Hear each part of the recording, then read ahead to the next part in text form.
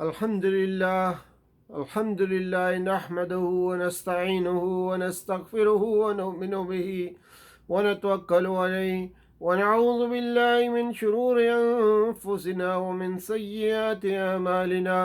من يهده الله فلا مضل له ومن يضلله فلا هادي له. ونشهد أن لا إله إلا الله وحده لا شريك له ونشهد أن سيدنا محمدا عبده ورسوله صلى الله تعالى على آله وأصحابه أجمعين. أما بعد سورہ المومنون آیات 1 تا 11 دورہ قرآن کے اس پروگرام میں حاضر خدمت ہیں. بسم اللہ والصلاة والسلام علی رسول اللہ صلی اللہ علیہ وسلم. اعوذ باللہ من الشیطان الرجیم. بسم اللہ الرحمن الرحیم. قد افلح المؤمنون الذين هم في صلاتهم خاشعون والذين هم عن اللغو معرضون والذين هم للزكاة فاعلون والذين هم لفروجهم حافظون إلا على أزواجهم أو ما ملكت أيمانهم فإنهم غير ملومين. فمن ابتغى وراء ذلك فأولئك هم العادون. والذين هم لأماناتهم وعهدهم راعون والذين هم على صلاتهم يحافظون. أولئك هم الوارثون الذين يرثون الفردوس هم فيها خالدون. صدق اللہ العظیم. رب اشرح لی صدری ویسر لی امری واحلل عقدۃ من لسانی یفقہوا قولی. اللہم ارنا الحق حقا وارزقنا اتباعہ وارنا الباطل باطلا وارزقنا اجتنابہ. آمین یا رب العالمین. سورہ مومنون مکی سورہ ہے اور سورہ انبیاء کے بعد نازل ہوئی ہے، اور ترتیب تلاوت کے لحاظ سے یہ 23 نمبر ہے اس کا، اور ترتیب نزول کے لحاظ سے 74 نمبر کی یہ سورہ مبارکہ ہے. اس سورہ مبارکہ کا نام ہی اس کے موضوع اور مضمون کو متعین کر دیتا ہے. سورہ مبارکہ کا جو نام ہے کہ مومنون. سورہ المومنون میں ایمان کے مسائل، ایمان کے دلائل اور ایمان کی صفات بیان کی گئی ہیں، اور یہی اس سورہ کا موضوع ہے، اور اسی وجہ سے اسے یہ نام دیا گیا ہے. اس سورہ کا مضمون اتباع رسول صلی اللہ علیہ وسلم کی دعوت ہے، اور یہی اس کا مرکزی مضمون ہے. اس سورہ کا نام بھی المومنون اور اس کا مضمون بھی المومنون، اور اس میں صفات بھی مومنین کی بیان کی گئی ہیں. مسند احمد میں حضرت عمر فاروق رضی اللہ تعالیٰ عنہ کی یہ روایت نقل ہوئی ہے کہ ہم رسول اللہ صلی اللہ علیہ وسلم کے پاس بیٹھے تھے. آپ صلی اللہ علیہ وسلم پر وحی کی کیفیت طاری ہوئی. جب وحی کی خاص کیفیت سے فراغت ہوئی تو آپ صلی اللہ علیہ وسلم قبلہ رخ ہو کر بیٹھ گئے اور یہ دعا فرمانے لگے: اے اللہ، ہمیں زیادہ دے اور کم نہ دے، ہماری عزت بڑھا اور ذلیل نہ کر، ہم پر بخشش فرما اور محروم نہ کر، اور ہمیں دوسروں پر ترجیح دے، ہم پر دوسروں کو ترجیح نہ دے، اور ہم سے راضی ہو اور ہمیں اپنی رضا سے راضی کر دے. اس کے بعد فرمایا: اس وقت مجھ پر 10 آیتیں ایسی نازل ہوئی ہیں کہ جو شخص ان پر پورا عمل کرے تو وہ سیدھا جنت میں جائے گا. پھر آپ نے یہ 10 آیتیں تلاوت فرمائیں. ابتدا میں مومنین کی صفات کا بیان ہے. جن لوگوں نے اس پیغمبر کی بات مان لی ہے، ان کے اندر یہ صفات پیدا ہو رہے ہیں۔ یہی لوگ دنیا اور آخرت کی فلاح پائیں گے۔ اس کے بعد انسان کی پیدائش، آسمان و زمین کی پیدائش، نباتات و حیوانات کی پیدائش اور دوسرے آثار کائنات کی طرف توجہ دلائی گئی ہے۔ ان حقائق کے بیان کرنے کے بعد، ان حقائق کے بیان کرنے سے مقصود یہ ہے کہ حقیقت ذہن نشین کرانا ہے کہ توحید اور آخرت کی جن حقیقتوں کو ماننے کے لیے یہ پیغمبر تم سے کہتے ہیں، ان سے برق ہونے پر، ان کے برق ہونے پر تمہارا اپنا وجود اور یہ تمام عالم گواہ ہے۔ اس کے بعد انبیاء علیہ السلام اور ان کی امتوں کے قصے بیان کیے گئے ہیں، جن سے چند باتیں سمجھائی گئی ہیں، جیسا کہ یہ تمہارے اعتراضات اور شبہات کچھ نئے نہیں ہیں۔ اس سے پہلے تمام پیغمبروں پر جاہلوں نے یہی اعتراضات کیے تھے۔ توحید اور آخرت کی جو تعلیم محمد صلی اللہ علیہ وسلم دے رہے ہیں، یہی تعلیم ہر زمانے کے انبیاء علیہ السلام نے دی۔ جن قوموں نے انبیاء علیہ السلام کی بات نہیں مانی، وہ آخرکار تباہ و برباد ہو کر رہے۔ اللہ کا دین ایک ہی ہے اور تمام انبیاء ایک ہی امت کے لوگ تھے۔ اس کے بعد مختلف نصیحتیں ہیں جو لوگوں کو کی گئی ہیں، اہل ایمان کو بھی اور مشرکین مکہ کو بھی کی گئی۔ ایمان لانے والوں سے مراد وہ لوگ ہیں جنہوں نے محمد صلی اللہ علیہ وسلم کی دعوت قبول کر لی، یعنی آپ صلی اللہ علیہ وسلم کو اپنا ہادی اور رہبر مان لیا اور اس طریقے زندگی کی پیروی پر راضی ہو گئے جسے آپ صلی اللہ علیہ وسلم نے پیش کیا۔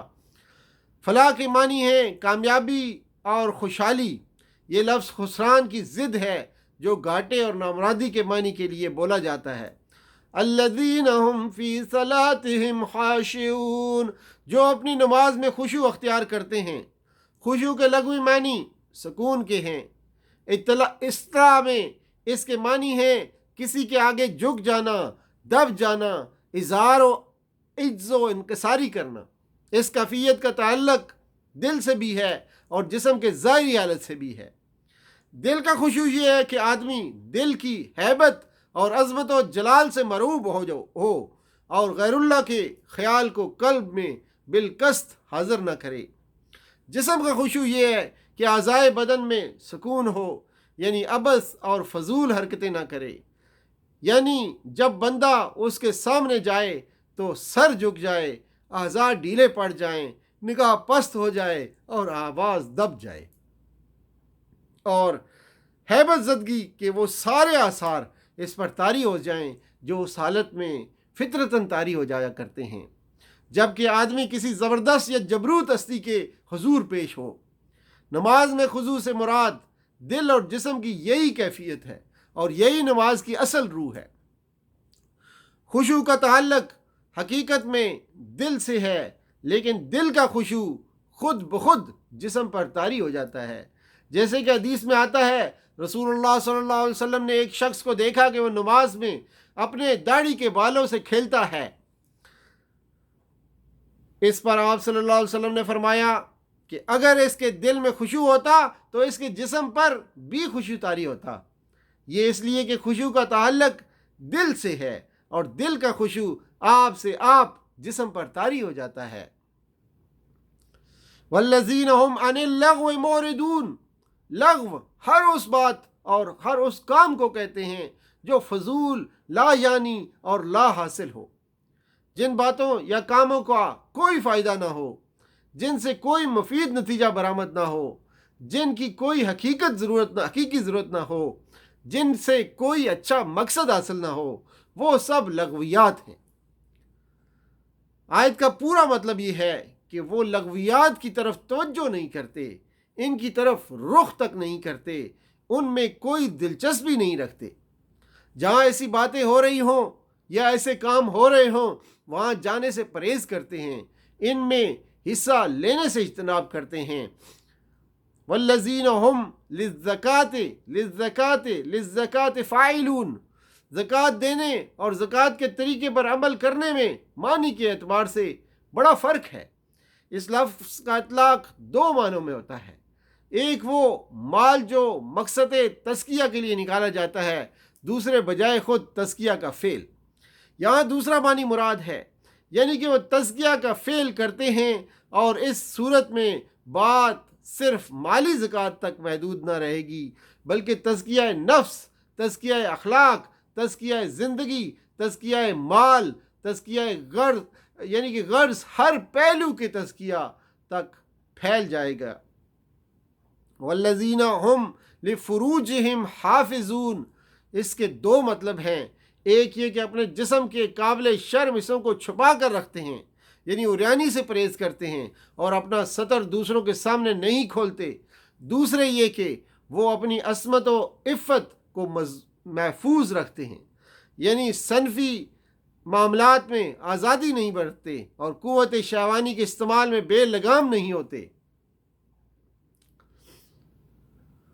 فمن ابتغى وراء ذلك فاولئك هم العادون، اس آیت نے دو جائز صورتوں کے علاوہ خواہش نفس پوری کرنے کی تمام دوسری صورتوں کو حرام کر دیا ہے، خواہ وہ زنا ہو یا عمل قوم لوط ہو یا جانوروں سے یا اور کچھ ہو۔